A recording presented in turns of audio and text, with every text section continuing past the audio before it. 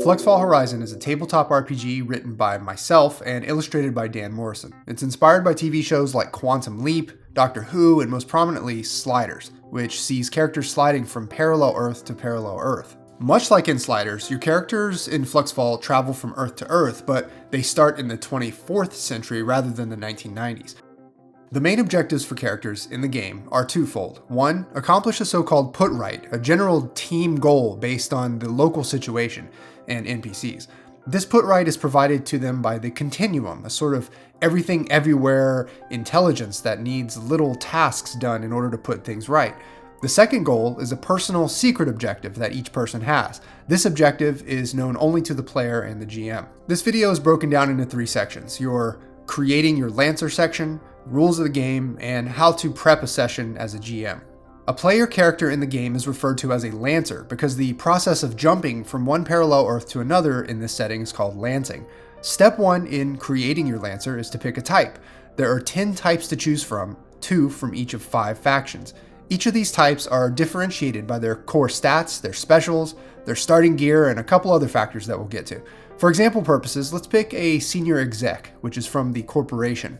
The default corporation in the setting is Chronocorp, a company which owns the technology that makes lancing possible. In the year 2390, where you start off, the other factions, the military, Science Foundation, Order of the Continuum, and the civilian world government, all have access to this lancing technology by international law, but technically Chronocorp owns it for what it's worth. Anyway, when you pick a type, a lot of the character creation process falls into place because it's at this first step where you print out or open the PDF of the corresponding playsheet. The game comes with a unique playsheet for each type. Here's the one for the senior exec. It's got a front and a back to it. Step 2 is to choose a name and personal background details. They can be anything you want. This is a narrative and not a mechanical detail. Step 3 is to choose a secret objective. This is supposed to be a personal goal, and if it's completed, the player is rewarded with an epiphany, which is sort of like gaining a level in this game. If we flip to the page that introduces corporate types, there's a table down at the bottom that offers 6 example secret objectives, but you can also come up with your own. You would write this down on the second page of the character sheet, and if you're playing in person, hopefully keep it hidden from the prying eyes of other players. Once we've chosen our secret objective, we need to communicate it to the GM privately. Step 4 is to fill in the core stats. These can be found on the types specific page in the Lancer creation section of the book. Senior execs start with a 0 in power, 1 in movement, -1 mental, 2 in tech, and -2 in flux tech. These stats do change over the course of play, so they're not hard printed on each playsheet. This is probably a good time to mention the conceit that comes with each faction. They're little side goals or incidental powers that come with being associated with one of the 5 factions. For corporate characters, it's called Corporate Initiative, where you get a mechanical bonus every time you create a major plan of action at a new Earth, which all other characters oppose and which would benefit your company. The idea with conceits is to encourage a certain kind of behavioral tendency in players depending on their faction, but it's totally optional. These conceits are all included on page 1 of each of the playsheets. Step 5 is to choose 2 specials. You can see these right on the playsheet. Each type has 4 unique specials to choose from, and you just check off the box for the 2 that you want to start with. Step 6 is to develop a special connection. This is a person who your character knows from your Earth of origin, home Earth, who you had a deep personal history with. There are a couple of tables in the book to help you quickly generate a person and your relationship to them. Make sure to also communicate this special connection to the GM. Step 7 is to choose special gear. Items in Fluxfall are either basic gear, which means they're common everyday stuff that we don't worry about writing down, or special gear, which should afford you some kind of mechanical or narrative advantage. All Lancers start with 3 pieces of default special gear: their Flux Tech transceiver, an all-weather Durafiber suit or outfit, and a tiny universal translator. The translator is critically important to your character's survival and well-being because they cannot lance without it. If it is lost or stolen, they could be stranded in a parallel Earth forever. This piece of Flux Tech is not prone to damage or destruction, however, due to hand-wavy quantum force field blah blah blah, but it is very much prone to being snatched away by an NPC.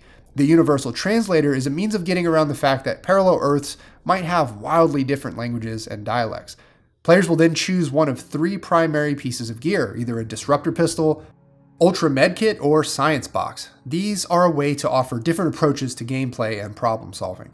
The third special gear that characters get is from which type they've chosen. For senior execs, it's a Chronocorp datapad, which allows them to ask the GM for pertinent information about an area once per Earth. And finally, players choose one secondary gear from a short list of 4. These are survival implements that may or may not apply in whatever situation they face, but they could also be used in trade or some other way if the players are clever. Step 8 is to draw or find a portrait. Visual representation of the Lancer goes a long way at the table in reminding players what everyone looks like. And finally, step 9 is to choose a core goal. You don't have to choose this goal right away, actually. It might develop or make itself clear over the course of play, or you can change it during play if you feel the need. It only comes into play when you have marked off all the epiphanies on your playsheet and basically maxed out your Lancer. When that happens, you're said to have achieved your core goal, whatever that may be, and then your Lancer is taken out of play. So that's character creation. When you're done, you should have a Lancer ready to go with both a secret objective and a special connection to send to the GM. There is specific technology or gear central to this game, the Quantum Hub and everyone's personal transceivers. These are how Lancers make so-called Fluxfall, the special time-space portal that allows them to traverse parallel Earths. There are special rules attached to how the hub works. In a nutshell, there are 3 things to consider. 1. No transceiver, no lance. As I mentioned a minute ago, if a Lancer does not have their personal transceiver on their person, either in their hand or worn close to their body, then when the hub makes its jump or Fluxfall, then they do not travel with it. 2. There are bad lances. Any Lancer who has their transceiver but is not within a 10-foot radius of the hub when it pops off and makes Fluxfall will lance to the next Earth, but it will be a bad lance, and they will inflict a point of harm on the continuum as well as a condition on themselves. 3. There are good lances. If all Lancers have their transceivers on them and they are within 10 feet of the hub, then they don't take any damage and it's all good. The hub itself has a little text readout, and normally this might display navigation information or boring Earth coordinate numbers, but in the case of the Lancers in this game, it always displays a single sentence or phrase describing the team goal or put right. It's a directive or order that they can choose to follow or not follow. In the case of one-shots, completing a put right usually results in the Lancers initiating a Fluxfall that returns them home. That's a popular choice anyway, but the GM may have something else in mind. The second page of each playsheet contains all of the game's moves, of which there are 11. These come into play when a character does a certain action that triggers the move. Each of the triggers is described in the move itself, but Prayer to the Quantum Void and Give a Continuum coin are triggered by the volition of the players themselves and are considered meta. The other meta move, Flashback, as well as all the core moves, involve a roll of the dice, and this is the only time you roll dice in this game. Rolls are always 2d6 plus the stat plus or minus any bonuses or penalties that come from gear or quantum powers. The sum of this roll, plus modifiers, produces either a failure at 6 or less, a success with complication at 7 to 9, and a success at 10 or higher. One of the most overlooked moves in playtesting is the biggest move of all, Tinker with Flux Tech. Anytime Lancers start monkeying around with the Quantum Hub or their transceivers, they trigger this move, which will always result in a lance. This means that they can change worlds at any time in order to completely rewrite the environment around them. Often it means trading one dilemma for another, but it's a powerful option that all Lancers have access to. The continuum acts as a sort of doom track on paper, and that track is measured in points of harm. When the continuum is harmed, a point is marked and a complication is experienced at the next Earth. Lancers damage the continuum in 2 ways, either failing or partially succeeding a Tinker with Flux Tech roll, or by being outside of the 10-foot radius of the Quantum Hub at the time of Fluxfall. When the damage track reaches 10, this results in the Quantum Hub doing the unthinkable, breaking or exploding. Think of this as the continuum's way of saying it's had enough. In the game, there's only one way to heal the continuum, and that's by completing a put right. When that happens, each Lancer also gets 1 experience point, which we'll explain in a minute, and the team gets to choose exactly when the hub will lance next. Lancers take physical, mental, and metaphysical damage all along one track called conditions. These can be described in natural terms on the playsheet and can be just about anything as long as it's more than superficial. So a deep scratch would not be considered a condition, but a gash would be.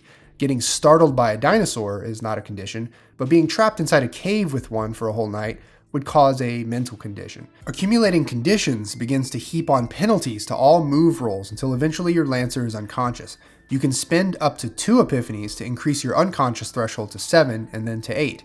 Removing conditions is as simple as triggering the recover move, at which time you make a roll and add whichever stat you think best applies in the fiction. There are also specials and quantum powers that can clear certain conditions. There aren't really levels in Fluxfall, rather just 2 ways that a Lancer hurdles themselves towards one kind of retirement or another. The first is experience. Each time a player makes a roll that adds up to 6 or less, a fail, they mark 1 experience. And by default, when they get to 5 experience, they clear the track and choose 1 basic epiphany. In this fashion, once all of their basic epiphanies are filled up, they choose from the Great Epiphanies list. Once those are all filled up, their core goal is fulfilled and that Lancer is retired from the game. In actual play, this is unlikely to happen for many sessions, but the GM can choose to lower the experience threshold so that epiphanies are gained faster. This is a way to turbo boost a one-shot experience. The other way that Lancers advance is through disentanglement. Think of quantum entanglement as a good thing, where everyone and everything in the universe is interlinked in a healthy mesh. Each time a player role plays their trigger, which is specific to each type, then they earn a point of disentanglement. Disentanglement is actually good until it's not. By default, every 5 points of disentanglement unlocks a quantum advance of the player's choice. These include up to 3 quantum powers, a list of which can be found on page 2 of every playsheet. Think of quantum powers as the result of the breakage of link between the Lancer's body and the quantum time-space ether, or continuum as we call it. They're supernatural powers that can help the Lancers in a variety of situations. The only thing is, when a player maxes out all their quantum advances, they achieve complete disentanglement. And this is one kind of player death or another. It can be narrated as absorption into the continuum or into a quantum species. Any way the player describes it, their Lancer is done. Like the experience track, GMs can speed up the acquisition of quantum advances by lowering the disentanglement threshold, making it easier to pick up the advances faster. There are endless ways to prep a session of Fluxfall Horizon, but I'll share one method that I've used in the past that works well. 1. Choose an Earth. You could be rolling up an Earth randomly using the Earth generator tables in the book, or you could be using one of the Earths described in one of the 7 scenarios in the book, or, and I can't stress this enough, you can choose an Earth from any TV, movie, book, or video game you can think of. This is actually based on science, believe it or not. According to the many worlds theory, if there are infinite universes, then anything that could possibly happen will, or more accurately, has already happened. But just to dial it in a little bit, your choice of Earth is going to define the tone and look and feel of the gaming experience. Hopefully you have an idea of what the players are hoping or expecting, and you can create your parallel Earth accordingly. You might be asking, why just one Earth? Isn't this a game where Lancers are going from Earth to Earth to Earth? Yes, it is, but when they lance, they are never traveling to wildly different Earths. It's always a strongly adjacent Earth with just one parameter or 2 different. These parameters are acknowledged in the game as being either good or bad, and come in the form of boons and complications. These changes in the next Earth are enough to bolster or inconvenience a team of Lancers, but they aren't so drastic that you as the GM are required to have a long list of wildly different Earths ready to go before a game session. So yeah, it's generally one base parallel Earth per game session. As far as coming up with the details of an Earth, it doesn't have to be too exhaustive. You want to be able to describe an area with broad strokes, what the people look like, how they speak, what they care about, but you also want to come up with a few implications. So for example, if Lancers show up in a world where LARPing dominates society, there's some implications to that. One would be that the in-game currency of the LARP being played is the de facto currency that people use to buy real things like food and clothes. And by extension, that in-game currency might be heavily manipulated by the game's administrators, and so on. A short list of implications like this can help make an Earth seem more plausible and lived in. 2. Gather Lancer details. As mentioned in the player section of this video, players are expected to provide the GM with their secret objectives and their special connections before the start of play. These are vitally important in integrating the player's character concepts into the story that will be told at the table. If possible, get the players to provide a portrait for each of their special connections as well. These are instant NPCs that automatically carry dramatic weight to them, especially if you introduce them in scenes where the tension or action is high. As for secret objectives, they are the most fun when they line up opposite to the team's put right. 3. Come up with put right. The first place I go for a put right is the tables in the book, just to see if random dice rolls produce something interesting. If they don't, the next place I look is at the world itself. What's a bad thing going on in the world that needs fixing? It doesn't need to be far-ranging or global. It could be something very small, very personal, and very local. After all, it's the continuum coming up with these put rights, and no one really knows what the continuum is thinking. And if looking at the world doesn't quite inspire a put right, the next place to look would be the Lancer's special connections and secret objectives. These are usually a goldmine of competing motivations and dramatic scenes that can be structured along the path towards accomplishing the put right. One word of caution though, the put right is a shared team goal, but if it ends up being focused solely on one Lancer's special connection or secret objective, that could end up putting too much spotlight on one player and not giving enough to others. As far as accomplishing a put right, it may help to write down a few success triggers.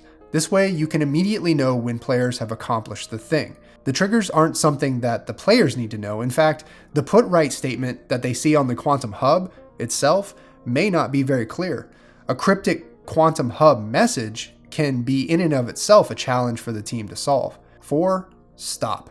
Then just stop prepping. This is a narrative-driven game with an express goal of trying to tell a fun and interesting story collectively, which means as a GM, you need to be there to run the rules and play the NPCs and paint the situations, but as far as how the problems are solved and how the Lancers get to where they want to be, should be up to them. There are a few things worth mentioning to GMs before they run a game of Fluxfall Horizon. 1. Use doubles and doppels. Doubles are counterparts of Lancers who show up on other Earths who are generally nice and helpful. Doppels, short for doppelgangers, are Lancer counterparts who act in opposition to Lancers. They can show up anywhere and for any reason. And if you really want to have the most amount of fun, make sure that the players can't tell if the NPC is a friendly double or an evil doppel. 2. Offer solution moves. Even with as few as 11 moves, new players will forget the full toolbox of solutions that they have for any given situation. The most overlooked moves are Tinker with Flux Tech, which allows them to trigger a lance instantly for better or worse, Flashback, which allows them to suddenly remember that they planned for the problem at hand, and Prayer to the Void, which allows them to trade one failure for some other kind that affects them either immediately or in the future. 3. Offer Continuum coins. These can be freely awarded between players, but as a GM, you can dole them out for good gameplay, and they can be spent to add +1 to any roll. Just remember that they can't hold more than one at a time. Hopefully, that will get you going on a fun game of Fluxfall. I've left links below to everything, and let me know in the comments if you've gotten the game to your table and what your experience was like. Thanks for watching. See ya.